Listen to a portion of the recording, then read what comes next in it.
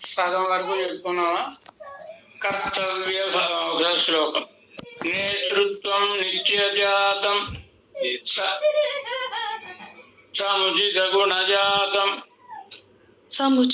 తనుఖ్యాపనం చ కర్తవ్య భాగం త్వథమిథున పరం ప్రాప్యమేవం ప్రసిద్ధం స్వామిత్వం ప్రార్థనాం చ ప్రబలతర విరోధి ప్రహాణం దశైతాన్మంతారం త్రాయతే చేత్యధిగత నిగమః షట్పదోయం ద్విఖండః. ద్వయమంత్రమును గురించి 10 అర్థములను తెలుపుతున్నది ద్వయమంత్రము అని తెలిపి, నేతృత్వం అమ్మ పురుషకారం, దానిని శ్రీ శబ్దం చేత, నిత్యయోగం మత్తు ప్రత్యయం చేత ఎప్పుడు స్వామితో కలిసి అమ్మ ఉంటుంది. సముచిత గుణజాతం నారాయణ శబ్దం, నారశబ్దమును కళ్యాణ గుణములు కూడా అర్థం కనుక కళ్యాణ గుణములను కలవాడు. మనం ఎవరిని ఆశ్రయిస్తాం? మన యందు జాలిని చూపించేవాడు, మనకు అందేవాడు, మన యందు ప్రీతి గలవాడు, మనతో సంబంధం కలవాడు అయిన వాడు కదా ఆశ్రయిస్తాం. కనుక ఈ గుణములన్నీ గలవాడు. మొదటి నారాయణ పదంలో, ద్వయమంత్రంలోని మొదటి నారాయణ పదంలో చెప్పబడిన గుణములు ఆశ్రయణ సౌకర్యాపాదక గుణములు, ఆశ్రయించుటకు సౌకర్యమును కలుగజేయు గుణములు. సముచిత గుణజాతం తనుఖ్యాపనం చ, తనుఖ్యాపనం శ్రీమన్నారాయణ చరణౌ, చరణౌ అనడం ద్వారా చరణశబ్ద తనూపలక్షణం, తనువుకు అంతటికీ ఉపలక్షణంగా పాదం, పాదాలు అంటే శ్రీమన్నారాయణుని అని అర్థం. కనుక తనుఖ్యాపనం చ ఉపాయం శరణం ప్రపద్యే అని మంత్రంలో అన్నప్పుడు శరణం అంటే ఉపాయము అని అర్థం. నేను కోరిన ఫలమును పొందుటకు ఉపాయముగా లక్ష్మీదేవితో కూడిన సమస్త కళ్యాణ గుణములను కలిగిన దివ్య మంగళ విగ్రహ విశిష్టుడైన శ్రీమన్నారాయణుని ఉపాయముగా ప్రపద్యే కర్తవ్య భాగం పట్టుచున్నాను. ఇది వాక్యంలో చెప్పబడిన అర్థములను వరుసగా భట్టర్ వారు అనుగ్రహించారు. ఉత్తర వాక్యం శ్రీమతే నారాయణాయ నమః కదా. అథ ఎప్పుడైతే శ్లోకంలో అథ అన్నారో త్వంత్వాధాది నా పూర్వభా అనే నియమం ప్రకారం అథ అంటే పూర్వము కంటే విలక్షణమైనది. పూర్వం అంతా ఉపాయత్వౌపైక గుణములను తెలిపినది. ఇప్పుడు ఎందుకోసం భగవంతుని పాదార విందములను పట్టడం? వివిధ ఫలముల కొరకై. మేము అలా పట్టడం లేదు, నేను అలా పట్టడం లేదు. భగవంతుని కొరకై భగవంతుని పట్టుచున్నాను. உன் பொத்தாமரை அடியே போத்தும் பொருள் கேளாய். అంతవరకు పూర్వవాక్యాలు. ఉత్తర వాక్యార్థాన్ని తర్వాతి పాసురంలో గోదాదేవి తిరుప్పావేలో అనుగ్రహించింది సిద్ధం సిరుహాలే పాసురంలో. దానికి మూలం ఎక్కడుంది? ద్వయమంత్రం. ద్వయమంత్రంలో శ్రీమతే నారాయణాయ నమః. అందరూ అనుకోకు నన్ను, అందరూ ఏవో ఫలముల కొరకై పరమాత్మను ప్రార్థిస్తారు. ఆ ఫలం లభించగానే వెళ్ళిపోతారు.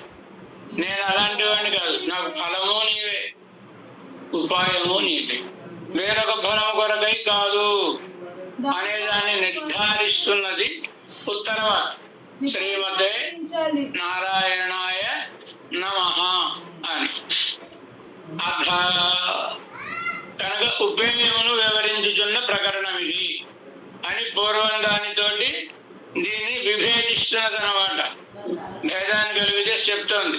రెండు ఉపాయపరంగా, ఇప్పుడు ఇక ఉపేయపరంగా. అథ మిథున పరం ప్రాప్యమేవం ప్రసిద్ధం.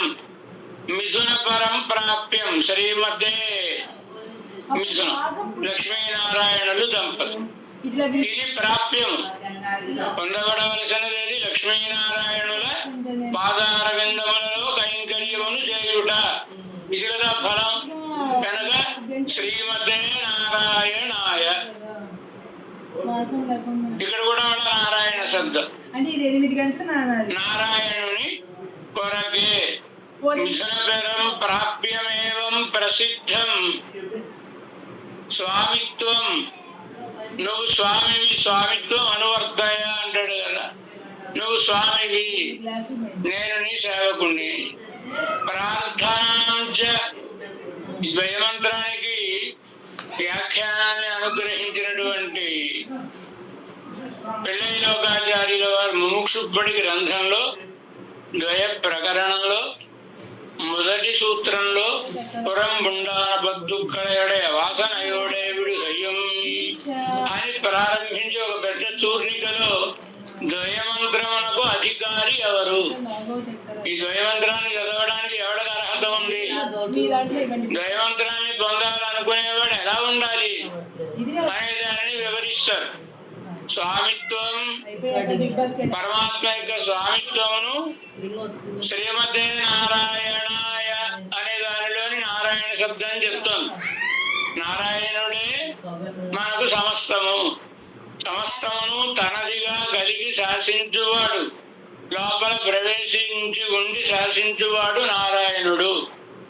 ఇది స్వామిత్వం. ప్రార్థనాంచ, ఎప్పుడైనా మనకు దాని యందు మన చైతన్యం కలిగిన వాళ్ళం గనక, బుద్ధిజీవులం గనక మనకు దాని యందు ప్రీతి ఉండాలి. ప్రీతి ఉందంటే కదా ఆయన అనుగ్రహిస్తాడు.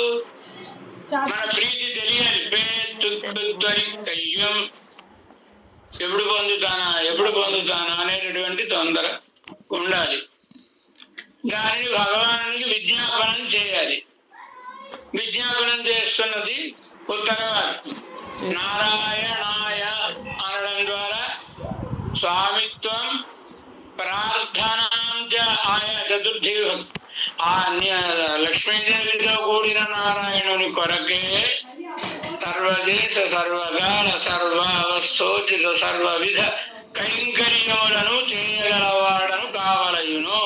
శ్రీమతే నారాయణాయ. ఇంతవరకు అర్థం చెప్పి ప్రబలతర విరోధి ప్రహాణం చదవాలి. ప్రబలతర విరోధి ప్రహాణం నమః శ్రీమతే నారాయణాయ నమః. ఇది ప్రధానమైనటువంటి పెరుమాళ్ళకు తిరువారాధనం చేసినప్పుడు మంత్రాలు వస్తే రావచ్చు, రాకపోతే ఆడవాళ్ళ పాసురాలు ఉన్నాయి. ఆయా కైంకర్యములను చేసేటప్పుడు అనుసంధానం చేసేవి, అవి కూడా వస్తే చదవచ్చు, లేకపోతే లేదు. భట్టర్ వారు ఒక మారు యాత్రకు వెళ్ళారు. ఎక్కడ పెడుతున్నారు ఆయన బయట. నంజీ గారు వారు మీరు పెరుమాళ్ళకి తిరువారాధన చేయండి అన్నారు. నంజీ గారు వారు శిష్యుడు భట్టర్ వారు పిలుచుకున్నారండి మా జీయరు అని. అలా అభిమానింపబడిన మహావిద్వాంసులు. భట్టర్ వారి కంటే కూడా పెద్ద వయసే. మహావిద్వాంసులు పెద్ద వయసులో వారిని మీరు తిరువారాధన చేయండి పెరుమాళ్ళకు అని అంటే, నేనా అండి, నాకు తిరువారాధన చేయడం ఎలాగో తెలిసినా అండి, నాకు చేతనం అండి అన్నారు ఆయన. అంటే నాకు మాత్రం తెలిసినవి, నేను చేయడం లేదు తిరువారాధన. కోయిలాళ్వార్ల తలుపులు తెరవండి, చప్పట్లు చదవండి. కోయిలాళ్వార్ల తాళత్రయం కృత్వ అని కదా తెరవండి.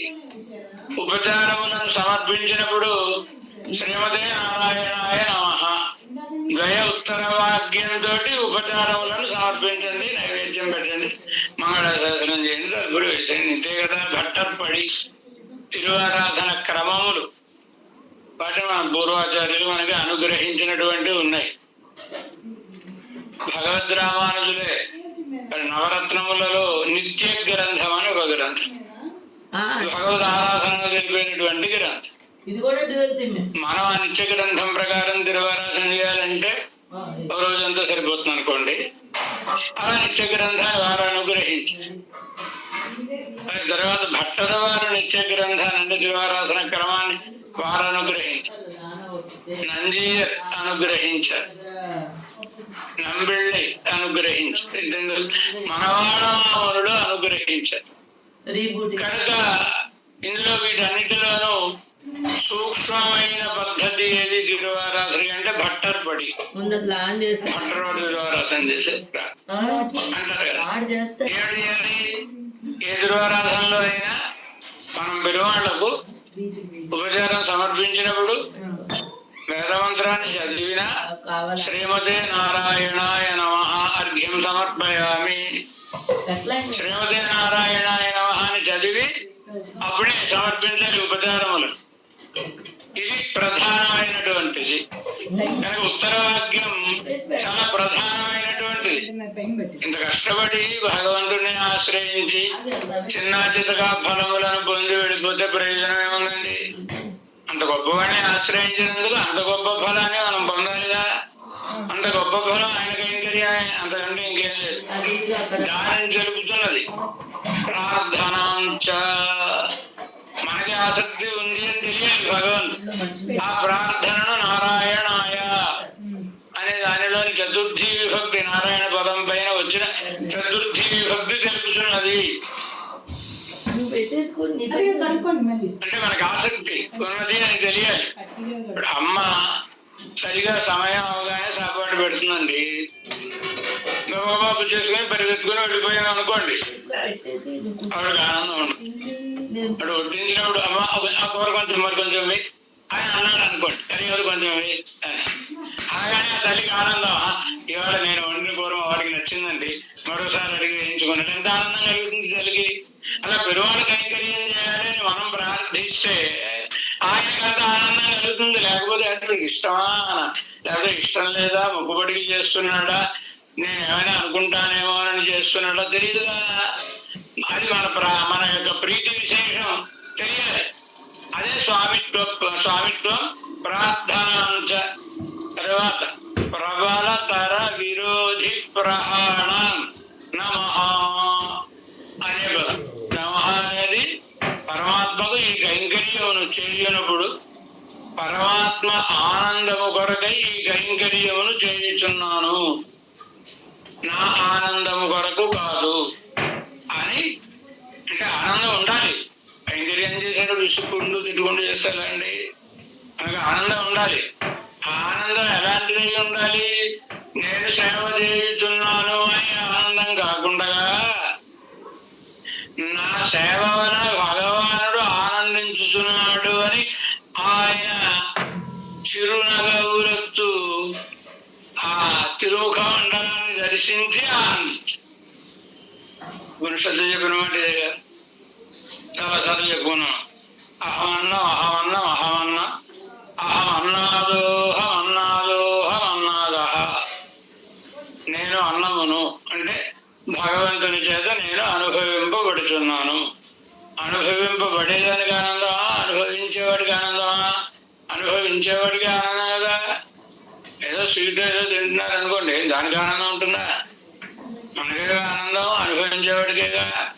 కనుక నేను భగవానికి అలా వినియోగపడుతున్నాను. అహమన్నం అహమన్నం అహమన్నం అహమన్నాదోహమన్నాదోహమన్నాదహ. మన తర్వాత ఏమంటాడు? ముక్త పురుషుడు, ముక్తిని పొంది పెరుమాళ కైంకర్యం చేసేటటువంటి ఆయన అనే వైనం. నేను అన్నమును అనుభవించుతున్నాను, తినుచున్నాను. నేను అన్నమును తినుచున్నాను అంటే నేను అనుభవిస్తున్నాను అని అంటాడు మళ్ళా తర్వాత. అదే అంటే నువ్వు అనుభవించడం ప్రధానమా, ఆయన అనుభవించడం ప్రధానమా? శేషిక్కే అతిశయద్దై విడక్కై. శేషత్వం అంటే అర్థం ఏమిటి? శేషిక్కే, శేషి అయిన పరమాత్మకే గొప్పతనమును ఆనందమును కలుగజేయుట. ఇది కదా శేషత్వ లక్షణం. మరి నేను ఆనందిస్తున్నాను అనేది అనుకోవడం ఏమిటండి? నా ఆనందం ఎందుచేతనంటే అహాన్నమదంత మాత్మి అంటే అహం అన్నం అదంతం అద్మి. నన్ను అనుభవించి ఆయన ఆనందమును పొందుతుంటే ఆ ఆనందమును నేను అనుభవించుతున్నాను, ఆయన ఆనందిస్తున్నాడు అని. ఇదే శాస్త్రీయమైన అర్థం. పడియాయి కిడందు ఉన్ పవళవాయి కాంబేరే. పులిశేఖరాడు గడపనై పడి ఉండి తిరుమల కొండ మీద తిరుమల యొక్క దేవాలయంలో పులిశేఖర పడి అంటారు కదా, గడప తిరుమల ముందు ఉండేటటువంటి గడప. ఆ గడప ఎవరంటే కులశేఖరాడు వాళ్ళు ప్రార్థించారు. పడియాయి కిడందు గడపనై పడి ఉండి ఉన్ పవళవాయి కాంబేనే. నీ యొక్క అధరాన్ని చూస్తూ ఉండాలి అని. గడప అంటే అచేతనం, దానికి ఆనందం ఉండదుగా, గడపగా ఆనందం ఉంటుందండి. కానీ అలా అచిద్వత్ పారతంత్ర్యమును కలిగి ఉండి నువ్వు నన్ను చూచి ఆనందించి చిరునవ్వుతో పలకరించినట్లుగా, ఆయన చిరునవ్వు ఎలా ఉంటుంది? సంభాషమాణమివ సర్వవశం వదేన అంటారు భట్రవారు. సంభాషమాణమివ మాట్లాడుతున్నట్లే ఉంటుందండి. భగవానుడు చిరునవ్వు నవ్వుతుంటే పలకరిస్తున్నట్టే ఉంటుంది. కనుక ఆయన చిరునవ్వును దర్శించి మీరు ఆనందించి, నేను గడపగా ఉన్నానని ఆనందించడం కాదు, వీరిని చూసి ఆయన ఎవడో వస్తూ ఉంటారండి. చూడండి, అది వచ్చాడు, మళ్ళీ ఏదో సమస్య వచ్చి ఉంటుంది. మన ఎప్పుడో సమస్య వచ్చినప్పుడు వచ్చాడు, స్వామి నా సమస్యకి 10,000 రూపాయలు హుండీలో వేసుకుంటాను అన్నాడు, వేసాడు, మళ్ళీ కనబడలేదు. మళ్ళీ ఏదో సమస్య వచ్చేటప్పటికి మన దగ్గరికి వచ్చాడు, చూసారా అన్నట్టు వీరికే చూసి నవ్వుతూ ఉంటాడు పరమాత్మ. వచ్చేవాళ్ళు వెళ్ళేవాళ్ళు ఉంటారు కదండి, దాన్ని చూసి మీరు ఆనందించడం, ఆయన చిరునవ్వును చూసి అసరాన్ని చూసి అని కదా. కనుక అది చైతన్య కార్యం, అదే స్వార్థం కాదు, చైతన్య కాదు. కనుక నా మహా అనే దానిలో నా ఆనందం కోసం నేను చేస్తున్నాను అనేటువంటి భావన ప్రబలతర విరోధి. చాలా బలీయమైన పెరువాళ్ళ యొక్క కైంకర్యానికి ఉద్దేశం ఆయనకు ఆనందం కలగడమే కదా, దానికి విరోధి. ప్రహాణం దానిని తొలగించుట, పోగొట్టుకొనుట. నమహన్న అనే దాని వలన దానిని తొలగించుకొనుట. ఈ కైంకర్యం చేసిన కలుగుతుంది అప్పుడప్పుడు. మనం కనుక ఇంత కైంకర్యం చేసామండి, ఇంకెవరైనా చేయగలరా అని అనిపిస్తూ ఉంటుంది అప్పుడప్పుడు. అలా అనిపించకూడదు, దాన్ని తొలగించు పరమాత్మ. మహా మహా ఎంగే స్వరూపనాశనం, నమహ ఎంగే స్వరూపోజ్జీవనం అన్నారు కదా.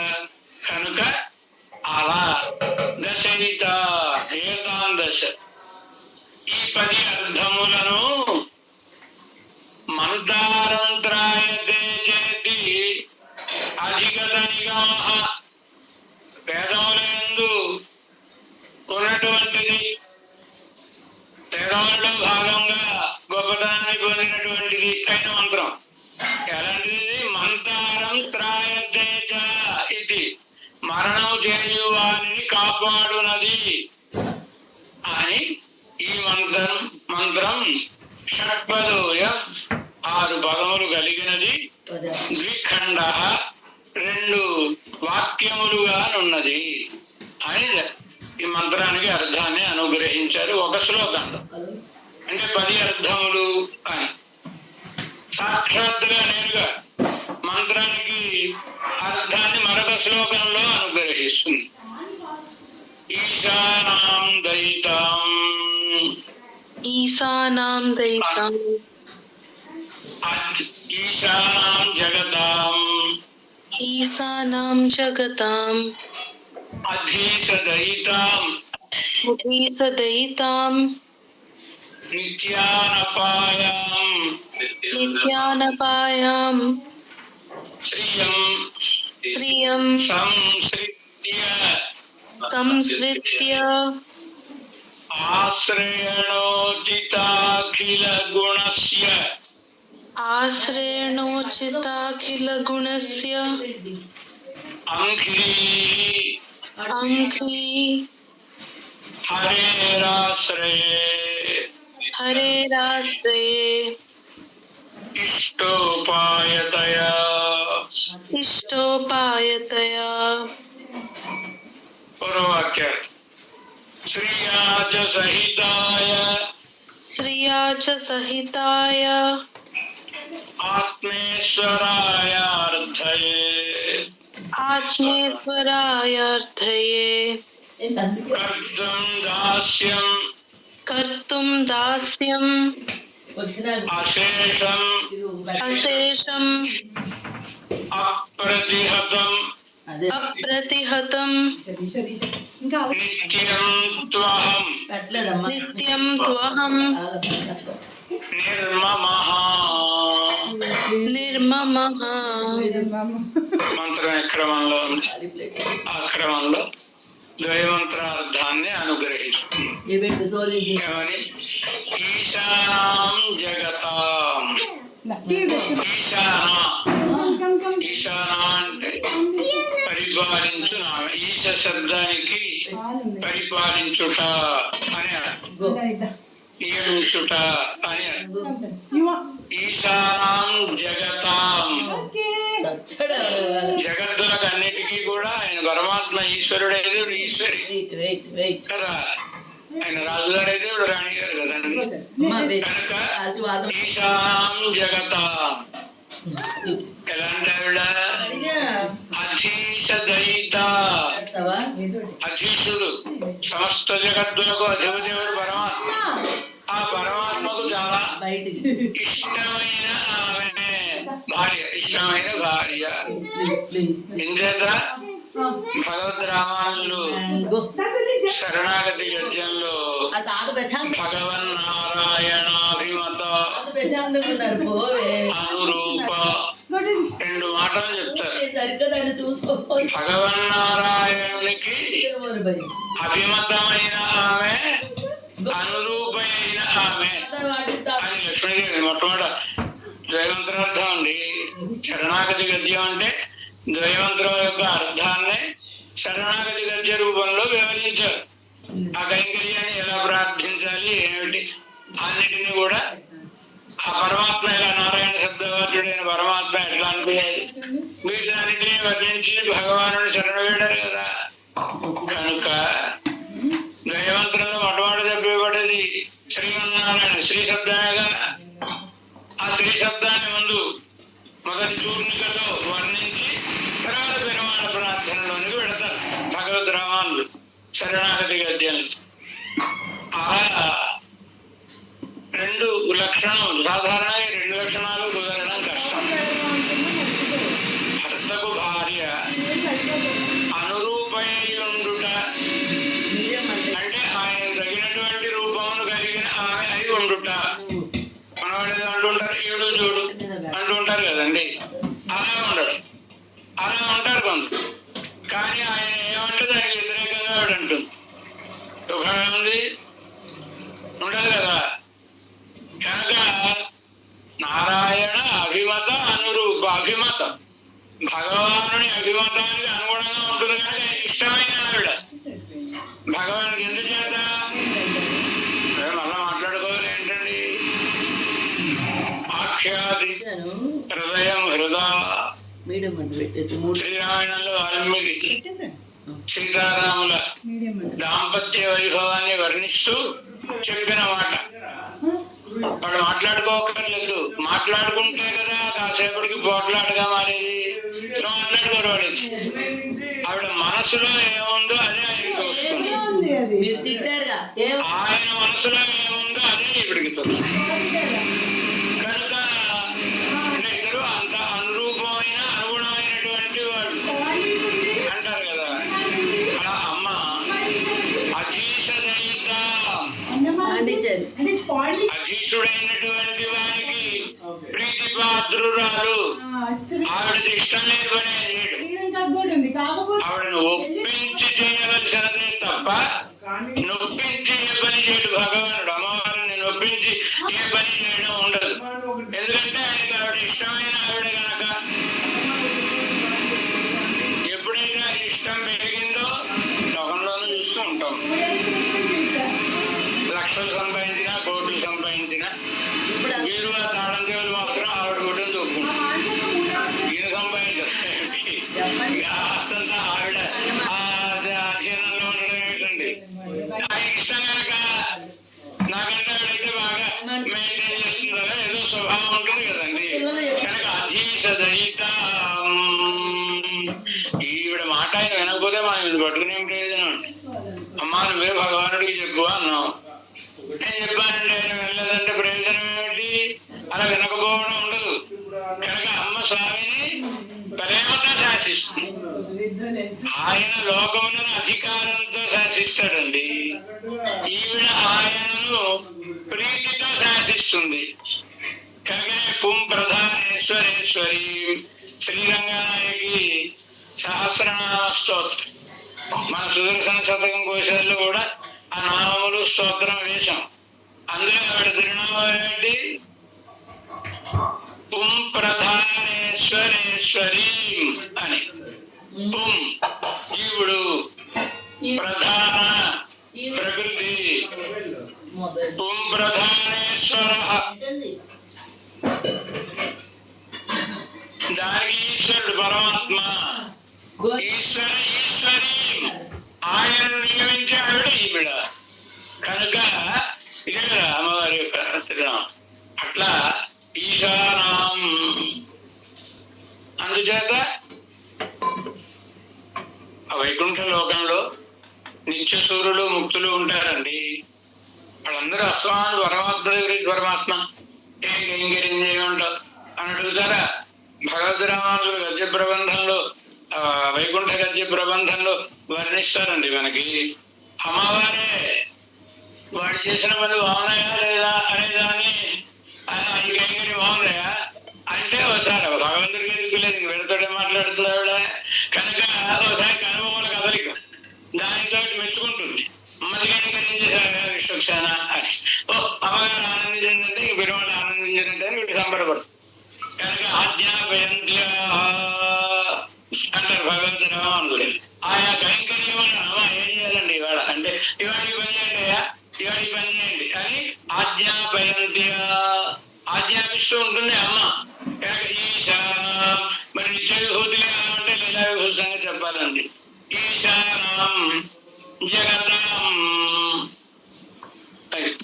అధీశదయితాం పరమాత్మను సర్వజగత్తుకి అధీశుడైనటువంటి నియమించేవాడైన పరమాత్మను తనకు వల్లభుడుగా కలిగినటువంటి ఆమెకి చాలా ఇష్టమైనటువంటి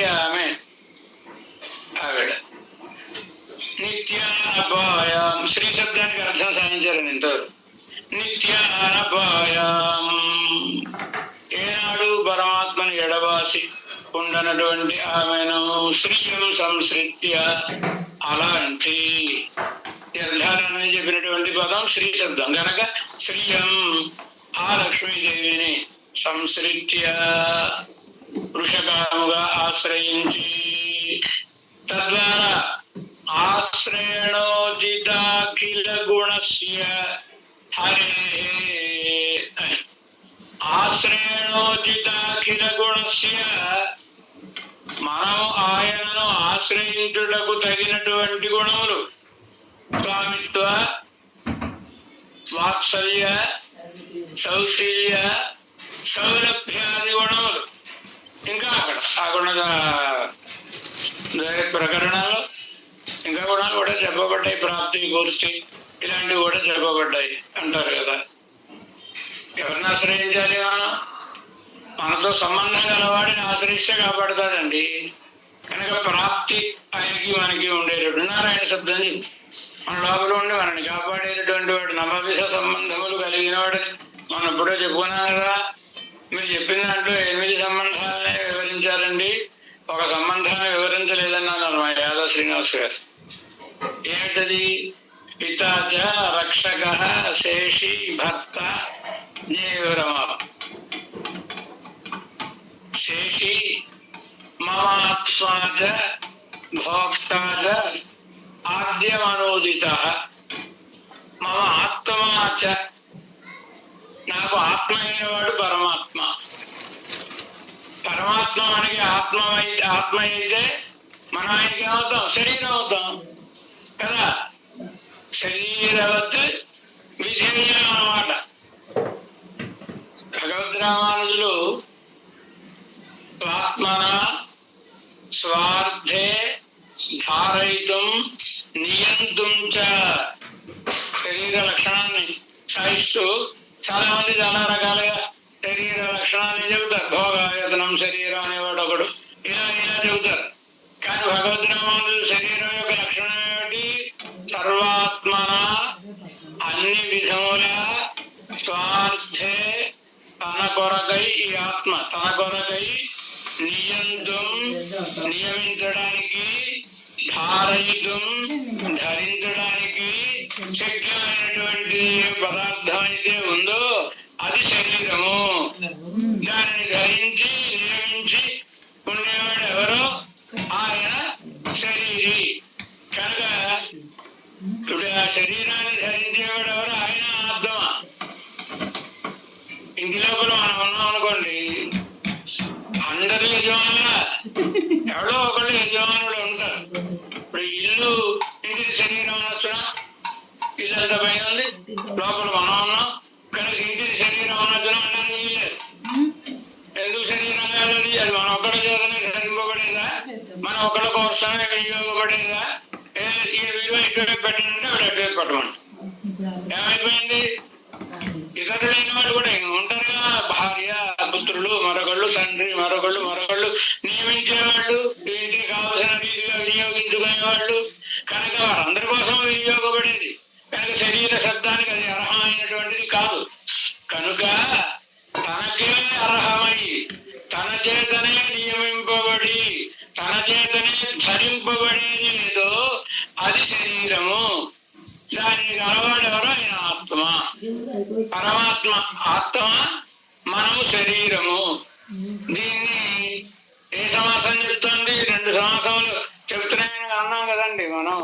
ఆ 2 సమాసములలో బహువ్రీహి సమాసం. బహువ్రీహి సమాసం ఏం చెప్తుంది? నారాహ అయనం యస్య సహ నారాయణ. నారములు, ఈ నిత్య పదార్థములన్నీ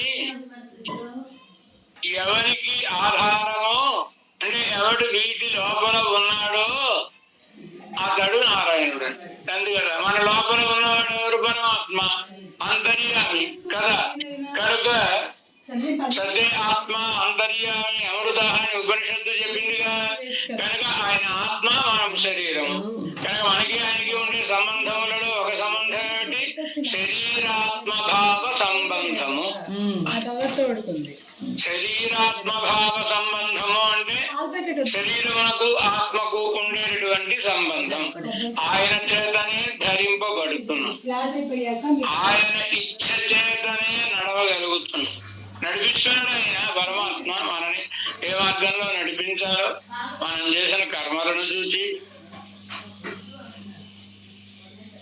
లేదా మనం చేసిన ప్రార్థనానుసారం, లేదా తన యొక్క నిర్హేతుక కటాక్షానుసారం మనని ఇలా నడు, వీళ్ళని ఆశ్రయించు, వీళ్ళ ద్వారా ఈ ఉపకారాన్ని పొందు, ఇవన్నీ ఆయన చేయించేటటువంటివి. గనక జీవునికి పరమాత్మకి ఉండే సంబంధములలో శరీరాత్మభావ సంబంధము ఒకటి. మమ ఆత్మాచ అన్న దానిలో చెప్పారు. కనుక ఇప్పుడు వారికి తృప్తి కలిగింది అనుకుంటా. అలా ఇక్కడికి వచ్చేద్దాం. సంశ్రయణాశ్రయోజితాఖిల గుణస్య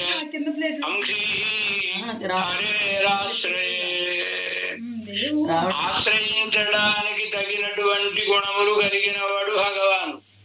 ఇందుకోసం చెప్పుకున్నప్పుడు శరీరాత్మభావ సంబంధం అంటే ప్రాప్తి. భగవంతునికి మనకి ఉండేటటువంటి సంబంధం. ప్రాప్తి అంటే సంబంధం. 9 రకముల సంబంధములు కలిగినటువంటి వాడు భగవంతుడు అయినప్పుడు మనం విడిచిపెడతాడండి.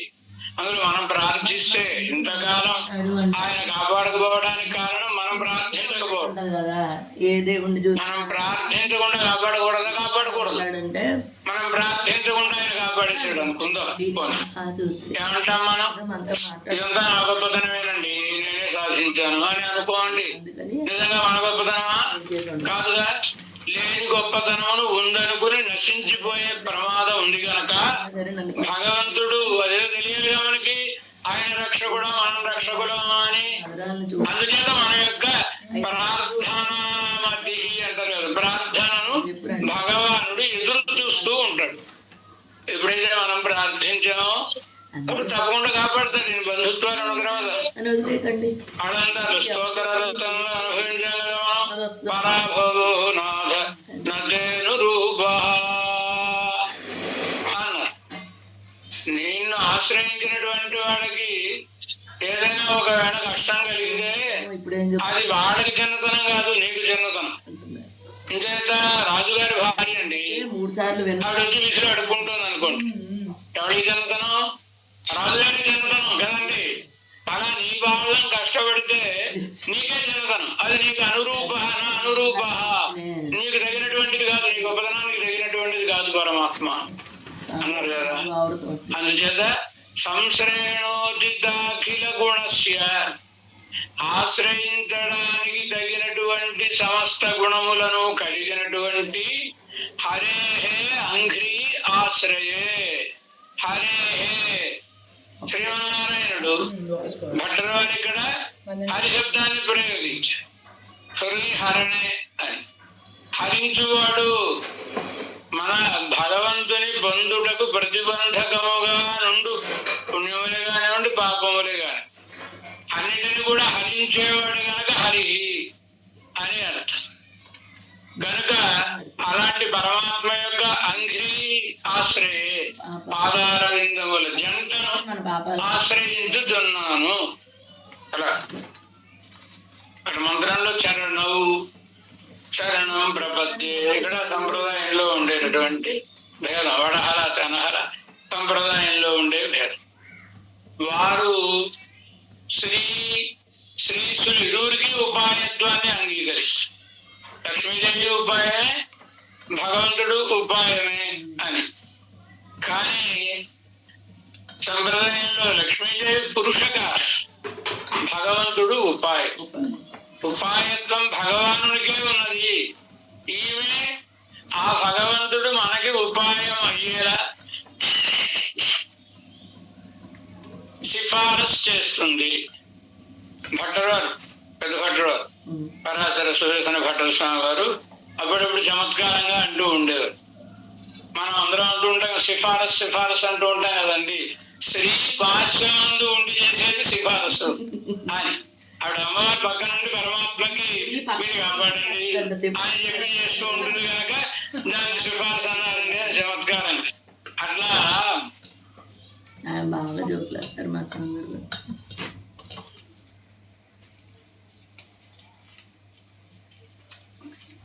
అలా అంఘ్రీ హరే ఆశ్రయే, శ్రీమన్నారాయణ చరణం వరకు అర్థం చెప్పి శరణం ప్రపద్యే. ప్రపద్య అంటే పట్టుచున్నాను అని. పట్టుచున్నాను అంటే పదుల్ గతౌ అని. ఆ పదుల్ అనేది గతిని చెప్తుంది. గత్యర్థాః బుద్ధ్యర్థాః అని గతిని చెప్పేవన్నీ బుద్ధిని చెప్తాయి. అంటే పరమాత్మ పాదారవిందములను మనఃపూర్వకముగా ఆశ్రయించుచున్నాను అని కేవలం నోటితోటి ఏదో కాపాడండి అనేయడం కాకుండా, చేతులతో నమస్కారం పెట్టి పెట్టినట్టు పెట్టడం కాకుండా, మనసులో ఆయనే రక్షకుడు అనేటువంటి విశ్వాసం ఉండాలి. అలాంటి విశ్వాసమే ప్రధానం. ఈ శరణాగతిలో మిగతా వాటి అన్నిటికంటే ఆయన పట్టించుకోడు. మనం నమస్కారం పెట్టామా లేదా ఏం పట్టించుకోడు. మనసులో ఆయన రక్షకుడు అనే విశ్వాసం మనకుంటే మాత్రం కాపాడుతారు భగవాన్. కనుక ప్రధానమైనది మనోవాక్కాయములు మూడింటిలో ప్రధానమైనది మనసు. అయ్యో మాకు తెలియదు, రోజు మేము చాలా టైం వేస్ట్ చేస్తున్నామంటే బొట్టు పెట్టుకోవడానికి మరో దానికి మనసులో ఉంటే చాలు కదా. అంటే మనసులో నిజంగా ఉంటే జాతరలోకి వస్తుంది. మనసులో ప్రేమ ఉందనుకోండి, అది చేతలలో కనిపిస్తుందండి. అలా కనిపించలేదంటే పరిపూర్ణమైన భావన మనసులో లేదని అర్థం. కనుక మానసికమైనటువంటి శరణాగతి అవసరం. ఆశ్రయించుతున్నాను ప్రపత్తి దేంట్లో పట్టుచున్నాను. వర్తమాన కాలిక క్రియాపదం వలన ఎప్పుడు చదువుకున్నా, కందిపప్పు ఉందా? ఎప్పుడో సమాశ్రయణాలు అయినప్పుడు గురువు గారి మంత్రం అనిపించారండి. అనేసామండి అంటే పట్టాను అని కదా, మరి పట్టేసామండి ఇంక మళ్ళీ ఎందుకు వస్తున్నాను అనుకోవడానికి లేకుండా ప్రపద్యే పట్టుచున్నాను అని మాటిమాటికి ద్వైమంత్రాన్ని అనుసంధానం చేసుకుంటూ ఉండాలి. ఖాళీ దొరికింది అనుకోండి, ద్వైమంత్రం మొట్టమొదటిసారి గురు పరంపరని ఒకసారి అనుసంధానం చేసుకుని ఆ తర్వాత ద్వైమంత్రాన్ని నిరంతరం అనుసంధానం చేసుకొనవచ్చును. చేసుకోవడం కోసమే వర్తమాన గారికి క్రియాపదం. అప్పుడు పప్పు వేసి హరిరాశ్రే గో గో గో గో. దేనికోసమని ఆశ్రయిస్తామయా? హరిని ఇష్టోపాయతయా హరే అంగ్రియాశ్రయే శరణం అనేటువంటి పదానికి అర్థాన్ని ఇష్టోపాయతయ, బండి ఎక్కడ ఉంది? ఇష్టమైన ఉపాయముగా భగవంతుని పాదములను ఆశ్రయించుచున్నాను అని అర్థం. ఉపాయ వర్ణ, ఉపాయ స్వీకారం అన తర్వాత అంతవరకు పూర్వవాక్యార్థాన్ని పూర్తి చేశారు. శ్రీరాజ సహితాయ లక్ష్మీదేవితో కూడినటువంటి వాడైన ఆయన కొరకు శ్రీమతే అనుందిగా, అంటే లక్ష్మీదేవితో కూడిన ఆయన కొరకు ఎవరైనా నారాయణాయ, నారాయణుని కొరకు, లక్ష్మీదేవితో కూడిన నారాయణుని కొరకు. నానికి బయట శ్రీమతే అనేటువంటిది నారాయణ శబ్దానికి విశేషణం కనుక నారాయణ శబ్దం ఉన్నటువంటి చతుర్థి విభక్తినే ఇక్కడ కూడా చెప్పారు. శ్రీమతే అని అర్థాన్ని చెప్తున్నారు కనుక శ్రీమతే లక్ష్మీదేవితో కూడినటువంటి వాడైన నారాయణుని కొరకు అని. శ్రీరాజ సహిత ఇక్కడ కూడా మతుప్ శబ్దం ఉంది.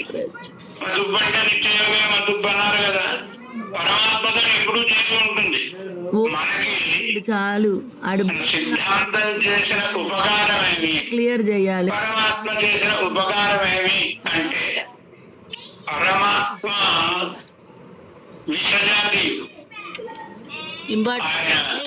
విభువైనటువంటి సమస్త జగత్తుని శాసించేటటువంటి పరమచేతనుడైనటువంటి మీరేం లక్ష్మీదేవి జీవకోటిలోనికి చేరినటువంటి కనుక జీవకోటిలో చేర్చడం వలన ఎవరికైనా వాళ్ళంటే అభిమానం ఉంటుంది కదండి. కనుక అమ్మవారికి కూడా మన మీద అనుగ్రహం మెండు జీవకోటిలోకి చేరిన ఆవిడ కనుక అమ్మవారి స్థానములు రెండు. ఒకటి భగవానుడు ఉపాయముగా ఉన్నప్పుడు మనందరినీ వెంట పెట్టుకుని వెళ్ళి మన తరఫున వీళ్ళందరినీ చూడండి ప్రార్థిస్తున్నారు కాపాడండి అని మనలో నిలబడి పరమాత్మను ప్రార్థి సరే అన్నాడు అనుకోండి. అప్పుడు పరమాత్మ పక్కన కూర్చుని ఆయనతో పాటుగా మన సేవలను స్వీకరిస్తుంది. శేషిత్వము పెట్టుకోవచ్చు, సమస్త జగత్తుకు శేషిత్వము ఉంది, పరమాత్మకు శేషత్వము ఉంది. రెండు ఉన్నాయి ఆవిడికి. శేషి అన్నారు ఆవిడని. ఒక పరమాత్మ తప్ప మిగతా వాళ్ళందరికీ శేషి ఆవిడ. ఆయన సర్వశేషి. లక్ష్మీదేవికి మనకి అందరికీ శేషి ఆయన. మనం శేషభూతులం. ఆత్మదాస్యం హరే స్వామ్యం స్మరణ. కనుక శ్రీరాజ సహితాయ ఎవరైనా ఆత్మేశ్వరాయ ఆత్మలకు నియామకుడైనటువంటి వాడు తాను లోపల వ్యాపించి ఉండి ప్రతి పదార్థము లోపల వ్యాపించి ఉండి వాటిని నియమించేటటువంటి వాడు. పదే పదే మనం చెప్పుకుంటూ ఉంటాం కదా శృత ప్రకాశికారుడు యొక్క ఏమిటి? పరమాత్మ అంత ప్రవిష్ట శాస్త్ర జనానాగం సర్వా ఆత్మ లోపల ప్రవేశించి ఉండి సమస్త జగత్తులను శాసించేటటువంటి వాడు పరమాత్మ అని. లోపల ప్రవేశించడం అంటే ఏంటి? లోపల ప్రవేశించి శాసిస్తాడు. శాసకులందరికీ అంత ప్రవేశం లేదు. లోపల ప్రవేశం ఉన్న వాళ్ళకి శాసకత్వం లేదు. శాశ్వతృత్వం లేదు అంటే అర్థం. నాగేశ్వర సత్ప్రకాశిక గారు ఒక ఉదాహరణ ఇచ్చారు. నృపనభో వ్యావృత్తి వేదార్థ సంగ్రహంలో తాత్పర్య దీపిగానే సృగప్రకాశిక గారుల వ్యాఖ్యానం. ఆ వ్యాఖ్యానంలో ఒక ఉదాహరణాన్ని ఇచ్చారు. నృపనభో వ్యావృత్తి, భగవంతుని యొక్క వ్యాప్తి లక్షణములు ఈ ఉపనిషత్ సూక్తిలో చెప్పబడినటువంటివి అంతర్యామి అన్నాం కదండి, లోపల ఉండి నియమించేవాడు. ఇప్పుడు రాజుగారు నృప వ్యావృత్తి, రాజుగారు లాంటి పరిపాలకత్వం కాదు, పరమాత్మది శాసకత్వం కాదు. రాజు రాజ్యాన్ని అంతా శాసిస్తాడండి. ఎలా శాసిస్తాడు? ఆయన రాజ్యం అంతా వ్యాపించి ఉండగలరా? డెబ్యూటీ పెట్టుకుంటాడు ఆయన. ఏదో పంచాయతీ బోర్డు దగ్గర నుంచో మరో దాని నుంచో పెట్టుకుని అందరినీ శాసిస్తూ ఉంటాడు రాజు. అంటే తానే అంతటా వ్యాపించి ఉండగలడు రాజుగారు. శాసకత్వం ఉండవచ్చు, అందరినీ శాసించడం ఆయన ఆజ్ఞ పాటిస్తారు అందరూ, అందరికి లోపల ఉండరు. నభో వ్యావృత్తి, నభస్ అంటే ఆకాశం. ఆకాశం అంతటా వ్యాపిస్తుంది. అవకాశం ఉన్న చోటల్లా ఆకాశం ఉంటుందండి. అదేమైనా శాసించగలరా? శాసించలేదు. పరమాత్మ లోపల వ్యాపించి ఉండి శాసించువాడు కనుక ఇది కాకుండా తేడా అన్నారు కదండి. ఆత్మేశ్వరుడు పరమాత్మ. నారాయణ శబ్దం చెప్పినటువంటి శరీరాత్మ భావ సంబంధం. శరీరాన్ని నియంత్రించేవాడు ఎవరు? ఆత్మ. మనం నడువంటే నడుస్తుంది, కూర్చోంటే కూర్చుంటుంది శరీరం. శరీరాన్ని నియమించేవాడు ఆత్మ కదండి. అది కట్టేసినాక ఆత్మ మాత్రమే కదా. కనుక ఆత్మేశ్వరాయ నాకు స్వామి సస్వానుభావ సంబంధం. ఆయన వరకు ఆత్మేశ్వరాయ అర్ధయే, అమ్మవారితో కలిసి ఉన్న పరమాత్మ కొరకు కైంకర్యములను చేయాలని కోరుతున్నాను అని అర్థం. అర్ధయే, ఈ అర్ధయాన్ని వెనకాల పెట్టుకుని కర్తుం దాస్యమశేషమ ప్రతిహతం అర్ధయే అని అర్థం చెప్పు. పరమాత్మకు కర్తుం దాస్యం, సేవ చేయట కొరకై అర్థించుతున్నాను. ఆ సేవ ఎలాంటిది? అశేషం, సమస్త కైంకర్యములను నేనే చేయగలను.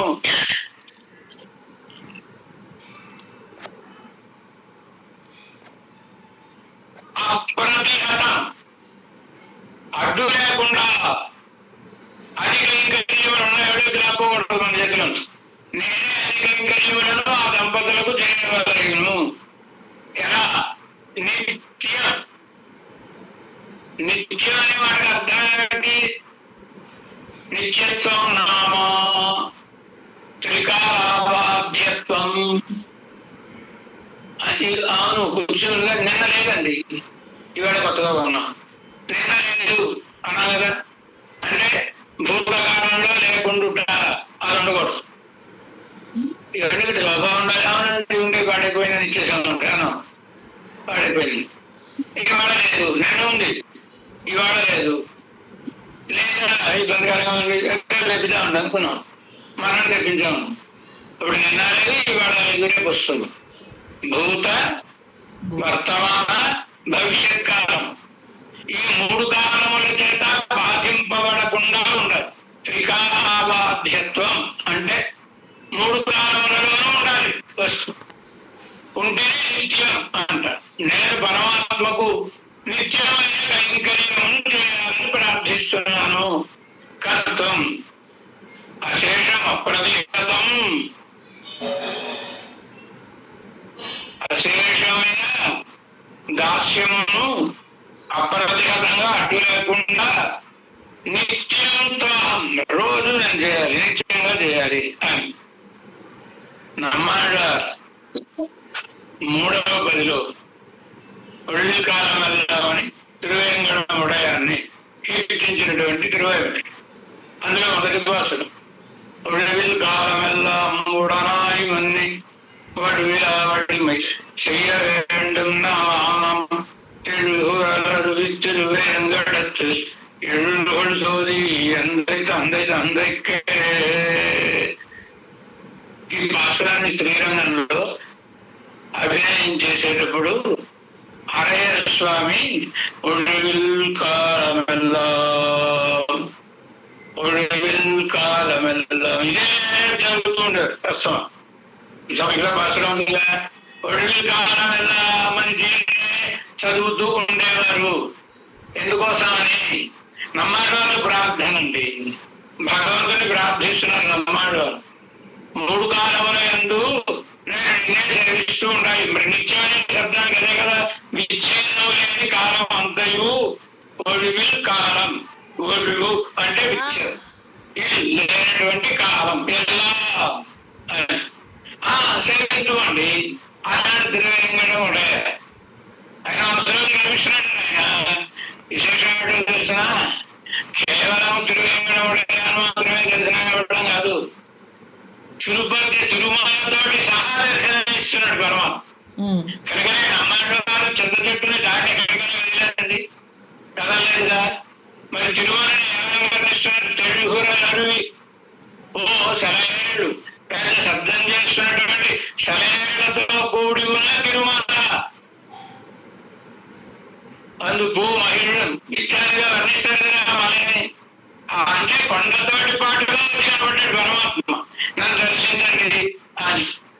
ఇప్పుడు నమ్మడాలు ఒడివి కావాలన్నా ఉడనాయని ఒడిగిరాకుని చేయగలన్నా నీకైకడింది అత్తరాస్తూ ఇచ్చేసాను మీకు అన్నాడు పరమాత్మ.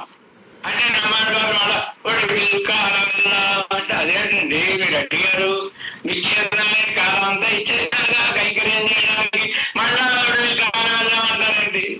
అది భగవానుడు అంటే, స్వామి నువ్వు ఇవాళ నుంచి నీ కైంకర్యం చేసే భాగ్యం ఇచ్చావు, మరి గడిచిపోయిన కాలం ఆ కాలం కూడా మనం వెనక్కి వచ్చి ఆ కాలంలో కూడా నీ కైంకర్యం చేయాలి, తీరుతుందండి కోరిక.